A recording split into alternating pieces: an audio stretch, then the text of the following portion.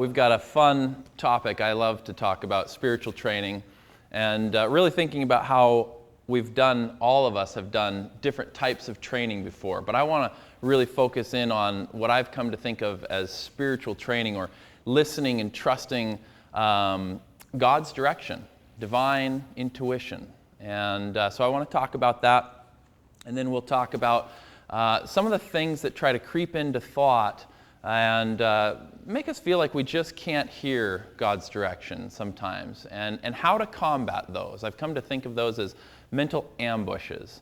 And so we'll talk a little bit about how to combat those mental ambushes that just don't belong to us. I want to just get a sense from you guys what kind of training you've done. Every one of us has done some sort of training, whether it's on the job. We've done probably some musical training as well as some sports. So I just want to hear a little bit from you all, what either you're doing or maybe you've done in the past, and then we'll move forward. Feel free to shout it out. Military. Okay, got some veterans, yeah? Some military training, good, me too. All right. Mediation, sure. Yeah. Dogs, yeah, animal training, dog training, sports. Anything else? Yeah.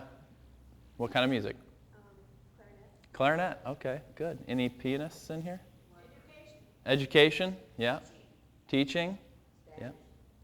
Yeah, good. So you can see, probably all of us can think back to some point where we've done some type of training before. And you'll probably remember that for most cases, that training was pretty important for you to be successful at the work that you had to do. And I certainly found that to be true for myself through growing up doing sports and doing some musical stuff. And then later when I joined the Army, I found that all the training that we were doing was really important for the missions that we had coming up. And I ended up being an officer in the Army, and so I was in charge of conducting a lot of that training for my platoon. And it was very important, actually, that training as we got ready to do a deployment in Iraq. It was very important to conduct those things and be proficient at the work that we had to do. And yet during that time, I was discovering that there was something so much more important than that Army training. And I was really thinking about this spiritual training. My ability to hear God's direction, to trust that divine influence. I felt like that spiritual training was so much more important than everything else. Now, I needed to do all that other stuff. That had its proper place. But I realized that the top of my priority was learning to hear and trust God's direction. That was going to be the most important for me to lead this platoon.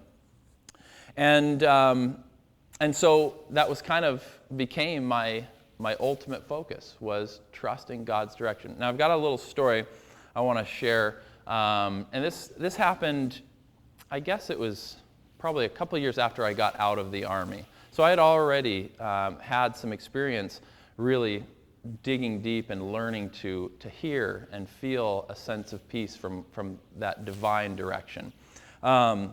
My wife and I love to spend time out in wild places in the wilderness, and we do so as often as we can. And I had about 4 hours after work one day that I had some time, and I wanted to go on a little hike. And we had an area kind of deep in the woods, in the foothills near where we lived. And so I went out there, and I was just planning to do an evening, late afternoon kind of a hike. Now, when I go hiking, I like as often as possible to get off trail and just kind of wander and explore new areas. Look at the scenery, enjoy what I'm seeing. And so on this particular spot, it was pretty thick. The trees were all very close together. It was hard to see a whole lot, but there was a lot of beauty right there that I was walking through.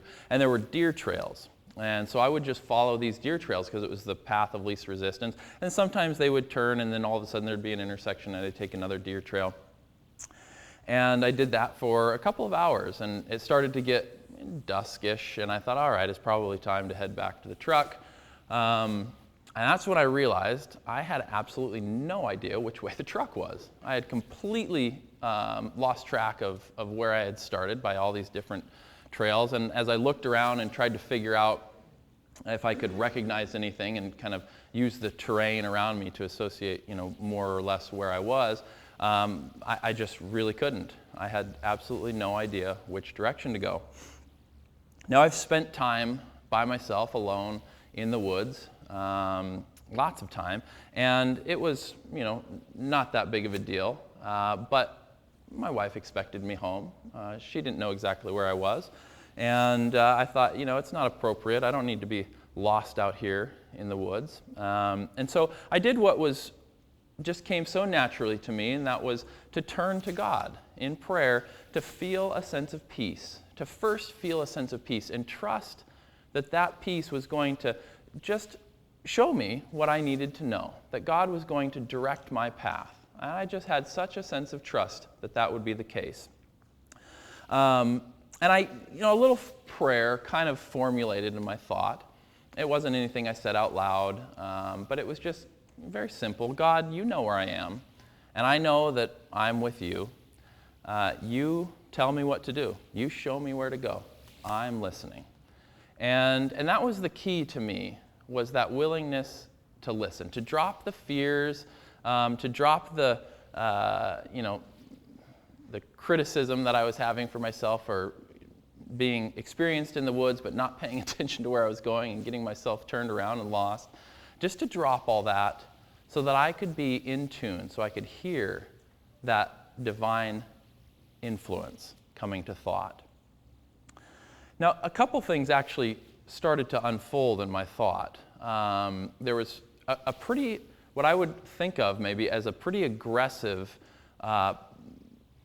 push based on probably mostly the 5 physical senses to go in a certain direction. I don't know why those 5 physical senses assessed the situation a certain way and said, go to the left. That's the way out. Go to the left. And yet there was another kind of direction, and it came with a better sense of peace. It came more gently, and it was to go to the right. And I mean, you can imagine I listened to that idea that came with a sense of peace and a sense of gentleness to go to the right, as opposed, I had learned that trusting the 5 physical senses as having authority doesn't always lead us in a good direction. So even though it was very, I've heard people refer to it, I've even probably called it, times before, kind of a gut instinct.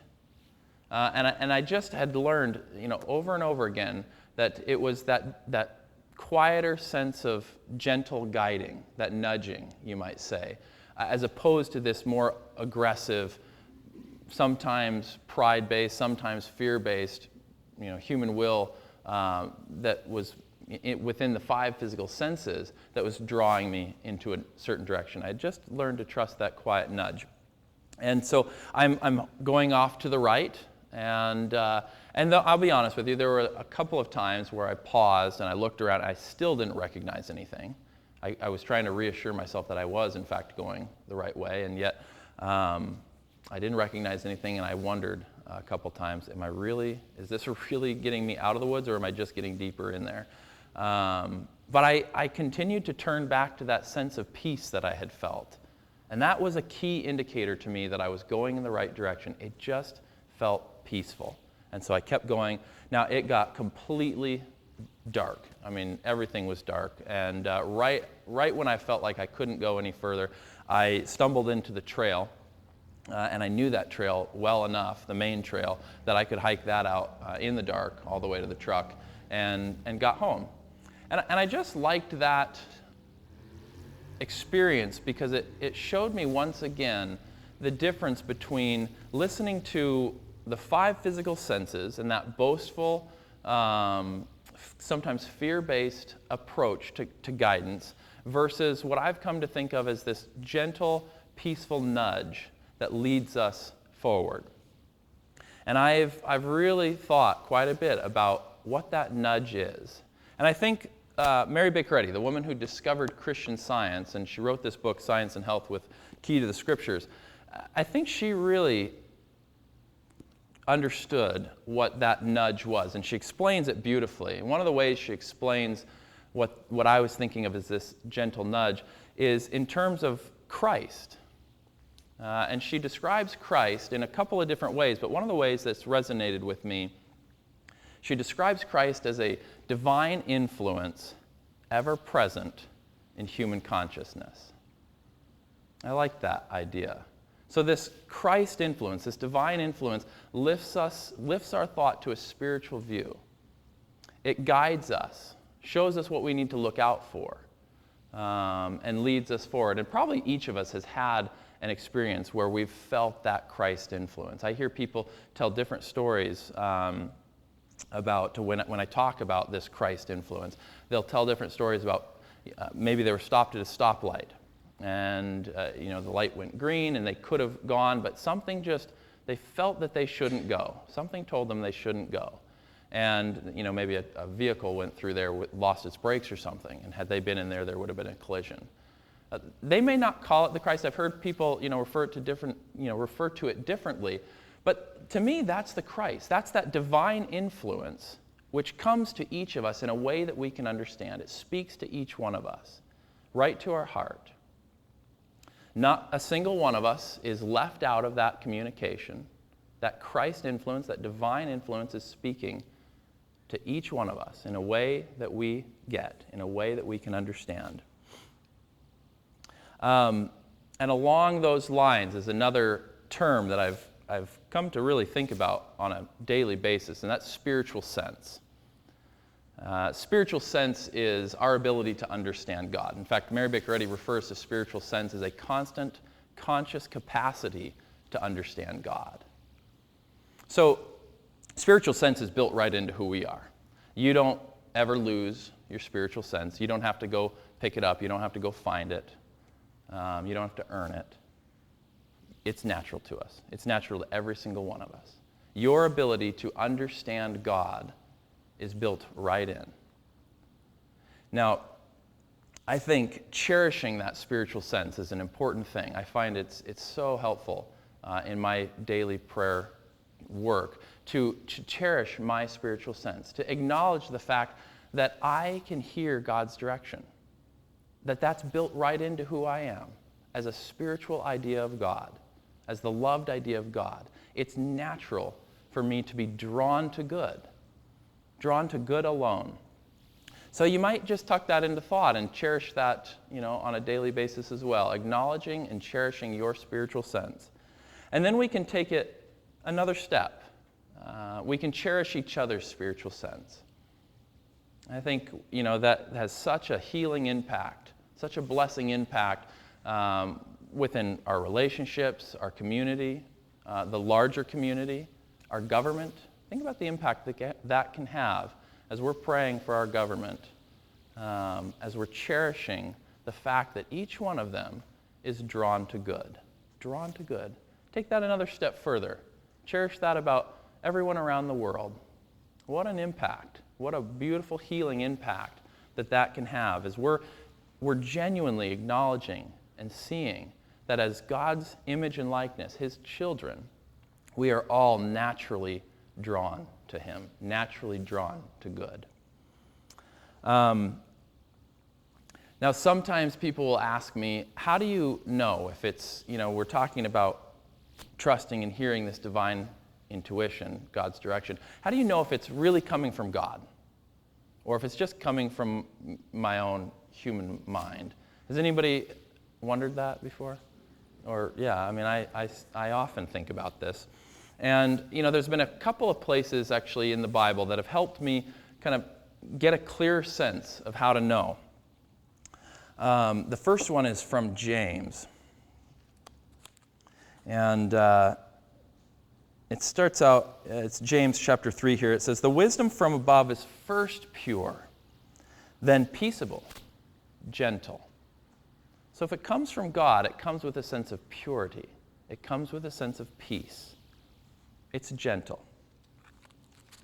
And then in 2 Timothy, it says, "God hath not given us the spirit of fear, but of power and of love and of a sound mind."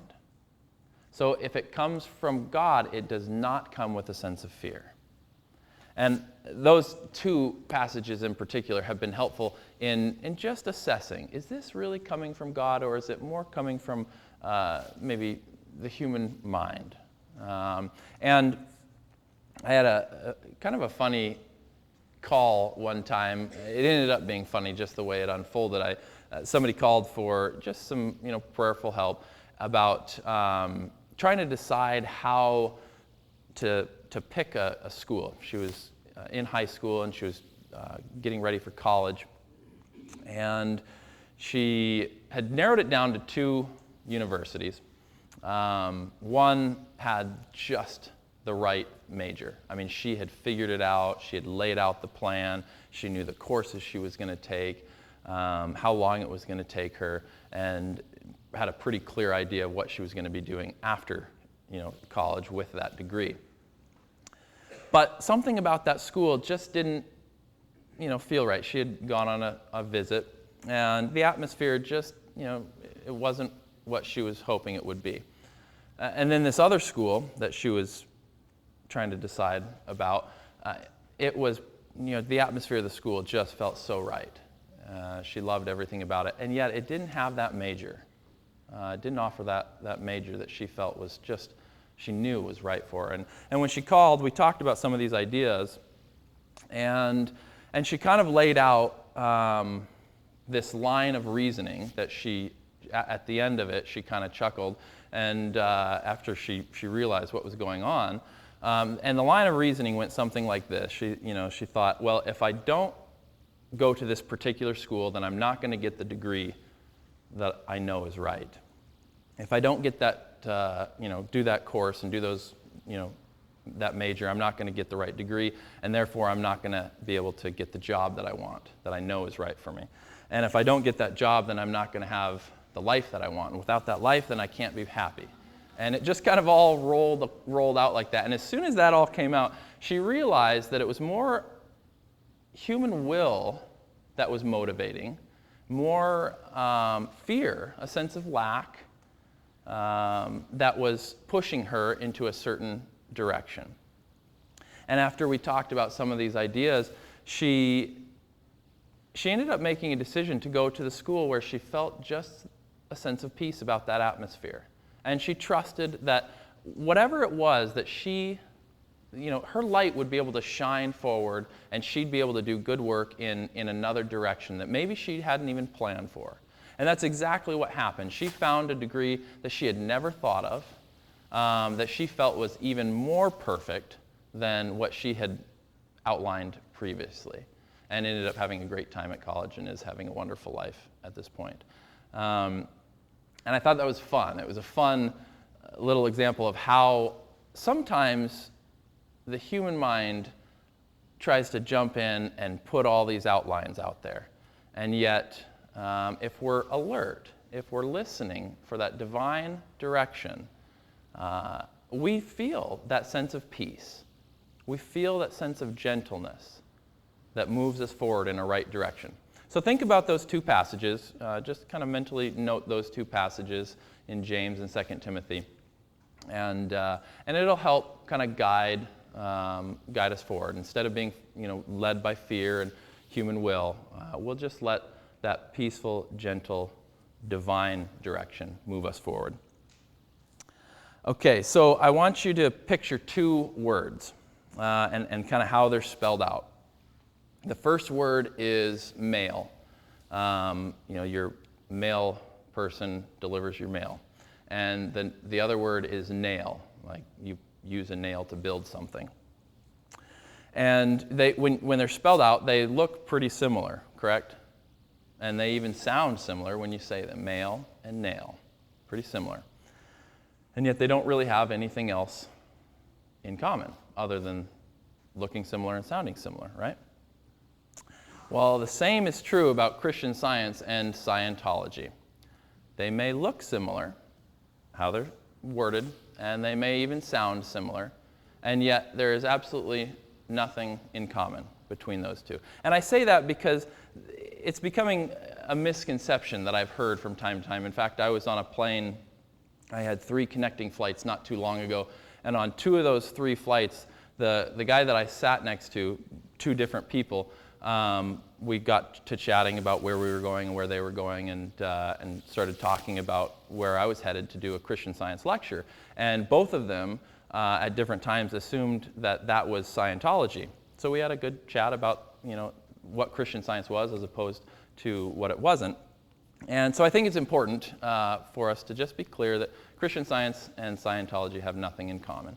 Christian Science was discovered by Mary Baker Eddy, as I mentioned. She wrote Science and Health, like I said, and it's really based on Jesus' healing ministry. It's based on Jesus' teachings. And I've had folks often ask, well, what is Christian Science? I mean, those two words don't seem to go together. I mean, how do you put those two words together? And, as I've thought about that, I've thought about how the words Christian Science, that little phrase, may be misunderstood from time to time. Sometimes people associate the words Christian Science with an organization, a church, or a group of people that practice Christian Science, and that's fine. That's a fair way to describe that. But the way Mary Baker Eddy uses the word Christian Science is not to describe, most often it's not to describe a organization. It's not to describe a group of people, but it's a phrase to describe the laws of God, that there are divine laws of God, that have been around for all of eternity. And so that word, Christian Science, is really, I think, best understood in those terms as the laws of God. And so when people have asked me, how do those two words even come together, I've found it helpful to think about what the word science actually means. If you look at the definition of what science is, it's something that's provable, right? It's something that's repeatable. It's based on evidence and demonstration.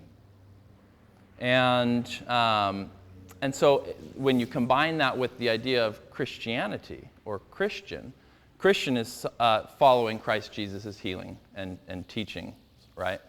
So, and if you thought about what Jesus' most famous two commands are. Do you remember them? To love God supremely and to love your neighbor as yourself. So Christianity, you could, sometimes I think of paring it down to that idea, to love God supremely, to understand God, and to love your neighbor as yourself. And you can take that even another step further and say Christianity is really all about love, isn't it?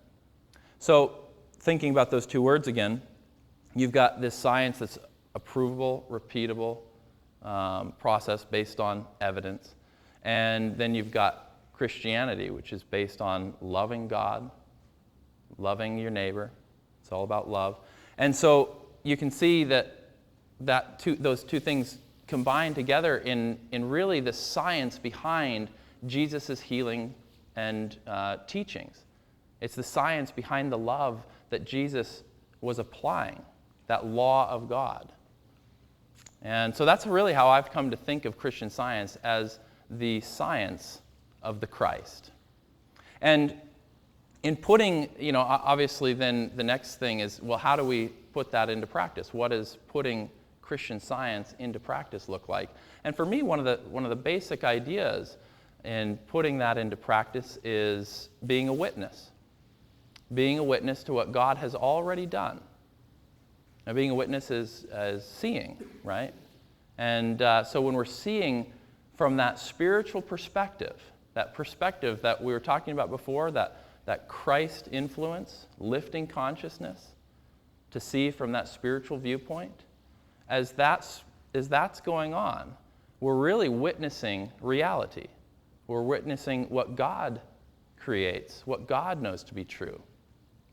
And in doing so, we're putting into practice these laws of God. And Mary Baker Eddy discovered that when those laws of God are understood and put into practice, a transformation of thought happens in a way that leads to healing. And we're going to talk about that more specifically in a little bit. But just for now, that idea of putting these laws into practice leads to healing. I think that's something we can stick with, and then I'll explain that here in a little bit. Okay, we talked about listening for that divine direction. How do we know? And we've covered that. And I want to move into detecting and how to combat those mental distractions that sneak in and try to keep us from hearing that direction, feeling like we can understand God's direction. And so to start out, I'll just share another little story. When I went through Army training, one of the courses that I was selected to go through was Ranger School. Has anybody heard of Ranger School? Okay, a few. So for those who don't know what it is, Ranger School is it's a leadership course, and it's designed to help folks like me become better leaders.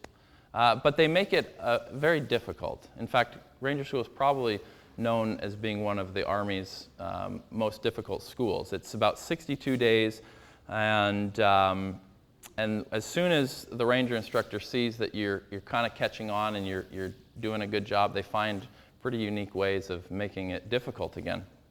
And one of the lessons that we were learning early on in our training was how to react to an ambush.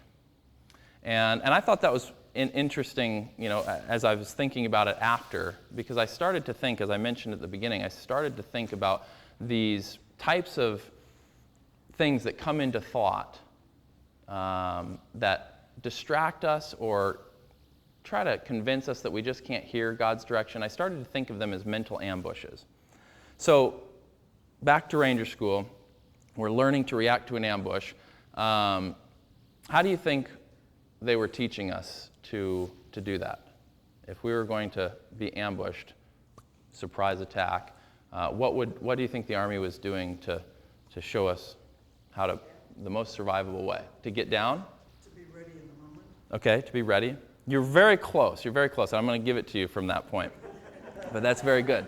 What we were actually learning was to face the ambush, to face it and move through it. Now, I wasn't so sure on that tactic. I thought maybe taking cover and going the other way probably was the better option. And yet I trusted that what we were learning was based on experience, and so I would follow that training. And as I was doing that, and I was really questioning, does this just seem like the right idea? I'm not sure. A spiritual lesson started to unfold in my thought. And I was drawn back to some things I had learned in Sunday school when I was going to the Christian Science Sunday School.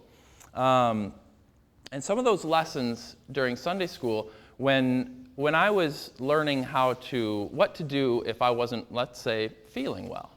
I remember learning in those early lessons not to pretend, if I was praying, not to pretend that wasn't happening, not to hope that it was going to change. I was learning to face that, whatever it was, that suggestion of illness, and overcome it as a lie. And I had learned that I could detect whether it was a lie or not by getting a clear understanding of what God was. Because as the Bible says, I was the image and likeness of God, just like each one of us. God was, in fact, expressing himself through me. And so if God was all good, then that's all that could be expressed through me. If God was omnipotent and all, and God was good, then there was no room for anything. There was no possibility of there being anything opposed to God, opposed to good. Those are some pretty basic lessons that had stuck with me from Sunday school. So again, I'm back in Ranger School, and these ideas are coming back to me as I'm realizing this is kind of what I learned. I learned to not run from a challenge or a suggestion of whatever it was, illness, but to face it and overcome it as a lie, because it had no truth in God. If it wasn't true about God, I didn't have to accept it. I could see the unreality of it. And in doing so, I was overcoming it. And so as I was going through this ambush training, I was realizing that this was a pretty profound spiritual lesson for me. And I just took account of the ways that these mental ambushes try to creep into thought. And I thought about how, when fear comes knocking at thought, it doesn't just knock on the door of your consciousness and say, hey, I'm fear. Can I come in and muck around in your thought for a little while? It doesn't really happen like that, does it? In fact, we often think that it comes from within us. It's actually our own thinking. And so I just want to touch on a few of the things that try to keep us from feeling like we can hear or trust God's direction. What are some of those other things besides fear? Doubt. Yep, that's the second one I had on my list. Good job. Yep. What was that? Confusion. Sure. What else? Discouragement. Yep, that's on my list. Well, I had a couple others on my list. Anger, ignorance, and human pride. Those are, there's probably others, but those are just a few of the ways that these mental ambushes try to convince us that they're real, that they have some occupancy in our thought. In fact, they come from our thought. But if they don't originate with God, if they're not good, then they have absolutely nothing to do with us. And you can throw it off as a lie. In fact, do you guys remember in the book of John, in the 8th chapter, where Jesus refers to the devil as a liar and the father of lies with no truth in it? I've looked up the word devil, and if you look at the original, there's some other definitions for that word. One is evil, the other is accuser, and there's some others, but I thought that was an interesting spin on that Jesus was calling really out evil as a lie and the father of lies. And I thought about how, when we're facing these challenges, when we're facing these mental ambushes or these aggressive mental suggestions, as Mary Baker Eddy refers to them as, we can do so with the same authority that Jesus did when he called evil a lie with no truth in it. Because if it doesn't come from God, this supreme good, if it doesn't come from God, then it has no place. It has no reality. It has no truth in it. And as we recognize that, as we see that anger, it has no place, no attachment to a spiritual idea, then we've removed it. We've broken the belief in it and are able to overcome it as a lie. So I'm back, going through this Ranger School training, and I'm really kind of enjoying. I hadn't expected that this course was going to lead to spiritual lessons, and there were others that happened after this. But I'm really digging this spiritual lesson that's unfolding. And then I start thinking about some other stories I had grown up learning, and one was David and Goliath. And probably most of you are familiar with that particular story.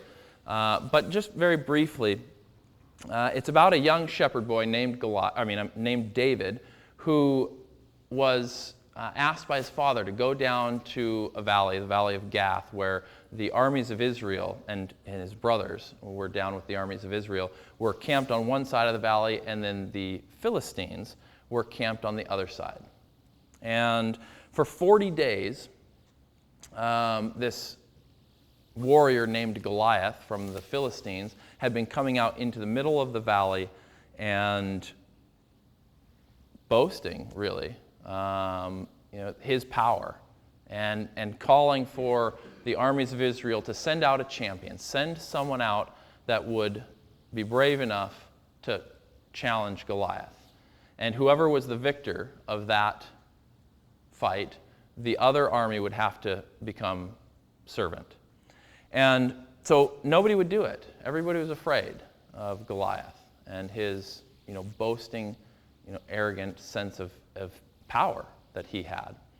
Until David showed up. And when David saw Goliath come out and do what he was doing, he said that he would go. He would face Goliath. David was probably, I've heard, Bible scholars say he was probably in his early teens. And Goliath had been a warrior for some time.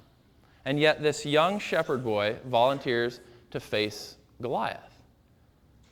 Now, as I read this story, I love just catching the spiritual sense of this story. And one of the things as I'm reading it, I think that David, he just saw how Goliath was defying God with his boastful, arrogant, assumed power that was even bigger than God. And David, seeing that, he went down, and we know most of the story. He collects 5 smooth stones, but he realized that you can't defy God. There is no power. I mean, he must have seen that there is no power opposed to God, and that by boasting that, Goliath was, in essence, that there was no power there, and that he would be victorious. And so he goes down, and do you remember how he gets to Goliath? Does anyone remember specifically? Yeah, exactly. He runs to meet Goliath. And that piece during this lesson in Ranger School was also important for me to see, because I remember I kind of was thinking maybe run the other way. So that idea of facing that challenge and running towards it to meet it was important. And Goliath, I think, and we know that, we know the conclusion to that. I've heard someone say that David made a deep impression on Goliath. I thought that was kind of funny. And yet, when I've thought about that story, I've thought about that metaphor, what Goliath is really representing. I mean, Goliath really represents this mountainous, arrogant supposition that there's a power opposed to good, right? And probably each one of us have felt like we've been facing a Goliath-type challenge at one point or another. Or maybe we're feeling like, there's a Goliath standing right in front of us right now. And yet I love how David handles that situation. He recognizes the supremacy of good. He recognizes the allness of God. And with humility and courage, he faces that ambush and overcomes it as a lie. And I love the idea of humility and courage that he expresses. It's humility in trusting God. And it's the courage to face it and move forward. And I think those two things are pretty important. Humility to trust God's direction, and courage to face the challenge and overcome it as a lie. Now, Mary Baker Eddy, she wrote a letter that I thought was pretty interesting, and I'm just going to tell you about a piece of it, a paragraph of it. And she wrote this letter to one of her students, whose name was Edward Kimball, and the letter was written in 1902. And she says to Mr. Kimball, "To run before a lie is to accept its terms. This works like running before the enemy in battle. You will be followed, pursued, till you face about, trust God, and stand on spirit, denying and facing and fighting all claims of matter and mortal mind, both one." And I really like how she puts that. If we run from a lie, we will be followed and pursued until we face about. That was helpful, because remember, I wanted to kind of run away. But we've got to face it and overcome it as a lie. And it's a lie if we're seeing that it has nothing to do with God. Evil in any form, Jesus talks about, is a lie with no truth in it. If it doesn't come from God, it has nothing to do with you, and you don't have to carry it around. You don't have to be burdened by it. Now, when I was in Iraq as a platoon leader, my platoon got called out to do a particular mission, and on the way out to this mission, we were in 3 Humvees. I was in the lead Humvee, and on the way out, my vehicle, the lead Humvee, got hit by a roadside bomb or an IED. And from that explosion, there was some, lots of dust and shrapnel, and the vehicle behind us, who had thought we had gotten hit pretty hard, sped up, and my driver couldn't see very well through all that, and so he slowed down, and we ended up smashing into each other and causing a bigger, commotion. But the end result, everybody was pretty much okay. I had a couple, I bumped my elbow pretty hard on the steel plate of the door. A few others were a little bumped up, but everybody was fine.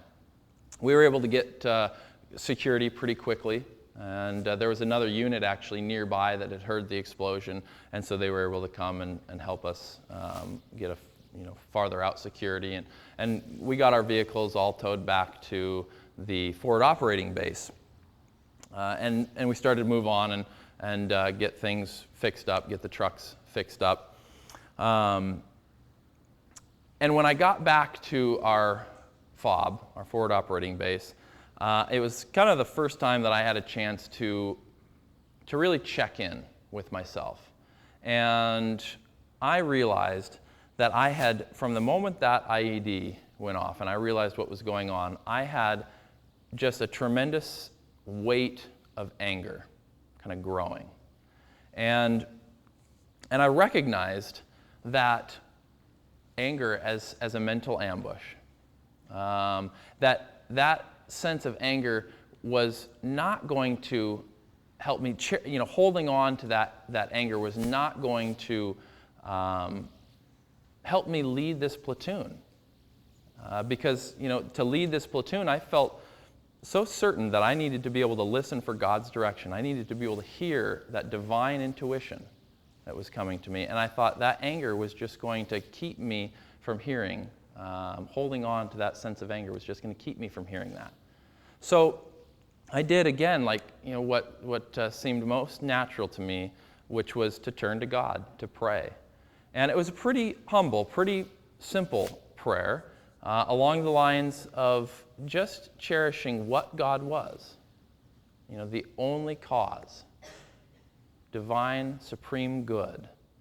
And, working out from there who I was as God's image and likeness, as the expression of God.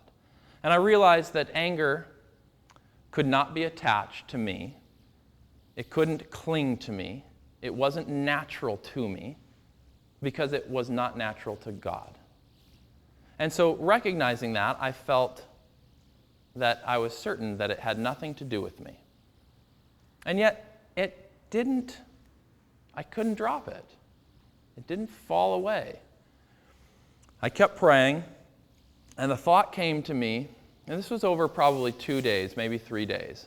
The thought came to me that, Josh, what you are talking about, what you're hearing, is a divine reality.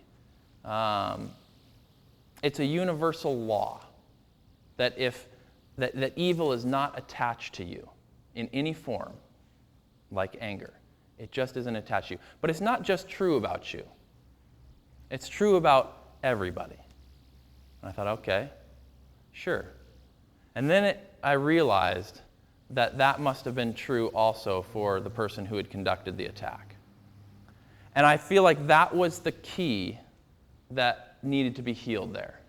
I needed to wake up, so to speak, to recognize that this truth, this reality, was universal. That evil and extremism was not attached to person, ever.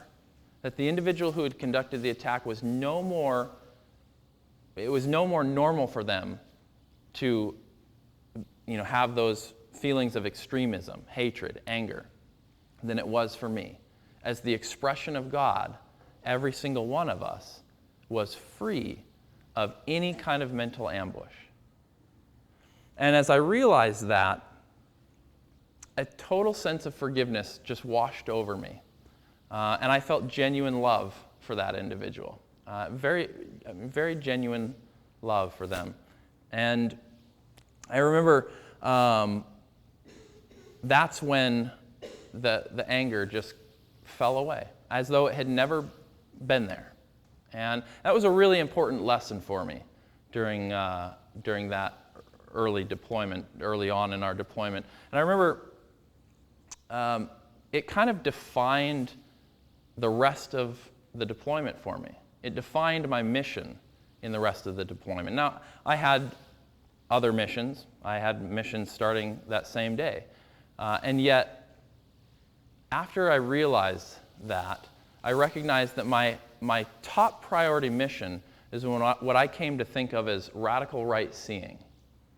As opposed to what the 5 physical senses were screaming at me sometimes, to be willing to see what God was knowing. To be able to see that law of harmony that was in place right here and right now, regardless of what the 5 senses were claiming.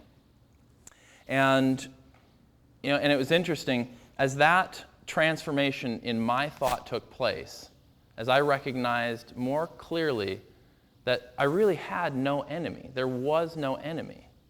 But the only enemy was anything that was going to try to steal away my view of God's reality, of God's man. As I recognized that was the only enemy, that it wasn't person, place, or thing, that became my highest mission, was to see that and combat that wherever it came up. And interestingly enough, when that mental shift happened for me, that elbow just completely healed. Now, it had gotten progressively worse over the couple days that I was praying, so much that my medic was getting more and more concerned about it. But when that shift took place in my thought, away from a sense of, this kind of hidden, it seemed like it was tucked away, hidden in thought, that evil could somehow be attached to some people. When that was brought to light, and I realized that was never the case, not only was that anger washed away, but that physical healing resulted. And I've realized that that's how all healing takes place. Healing isn't about trying to fix up the broken elbow. It's not trying to fix up the body.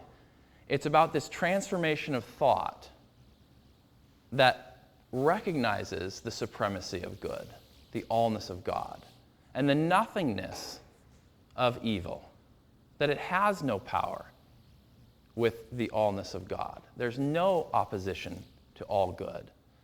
And as that transformation of thought happens, the body can't help but come into harmony.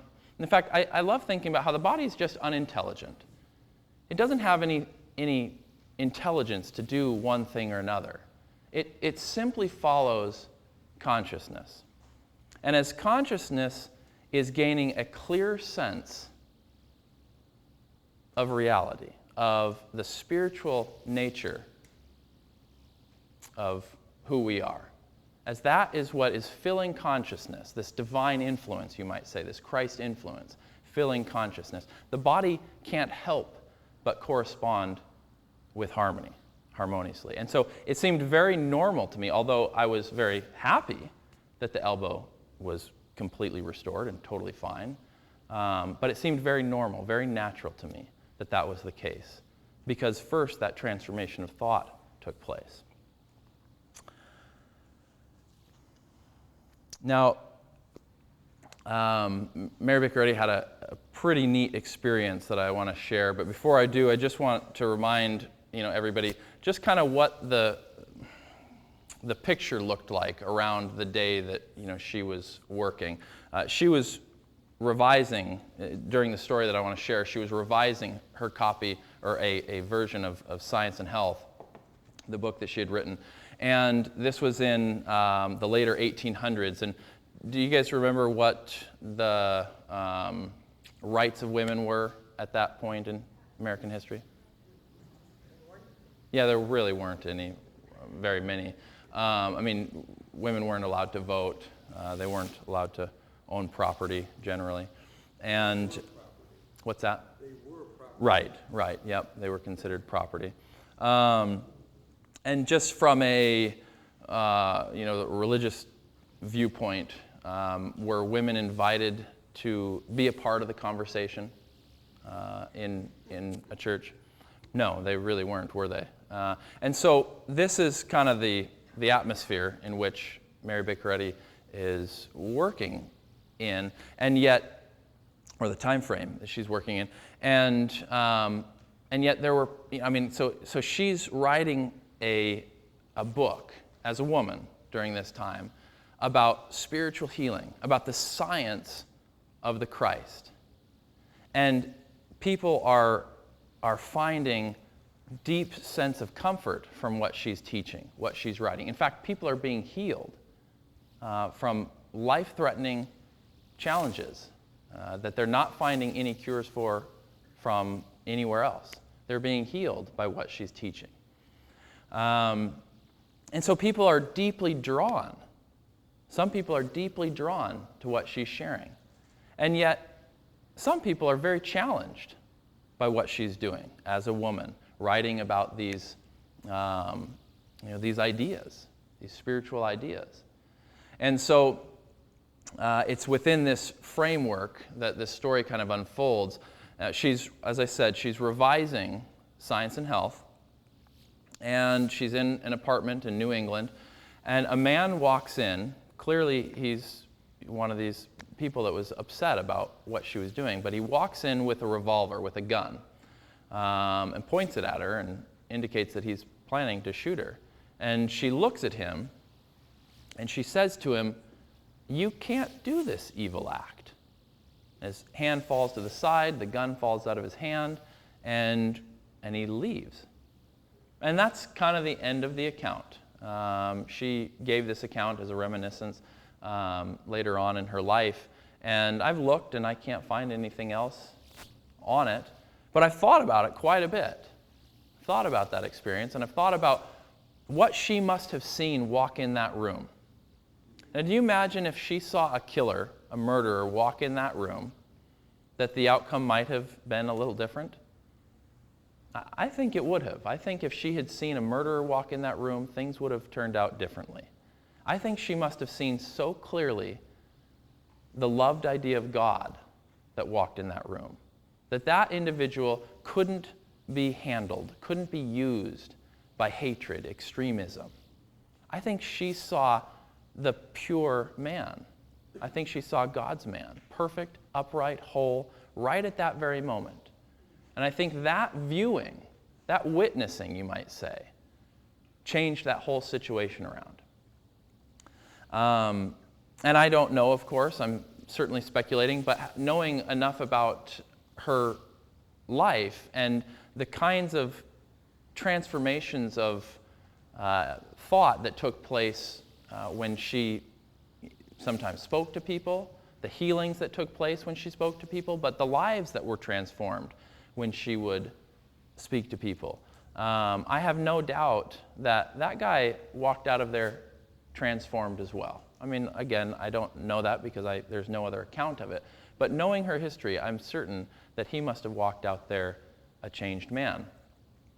But I've really appreciated thinking about how she handled that situation. And in fact, I've come to think of that as the ultimate in conflict resolution.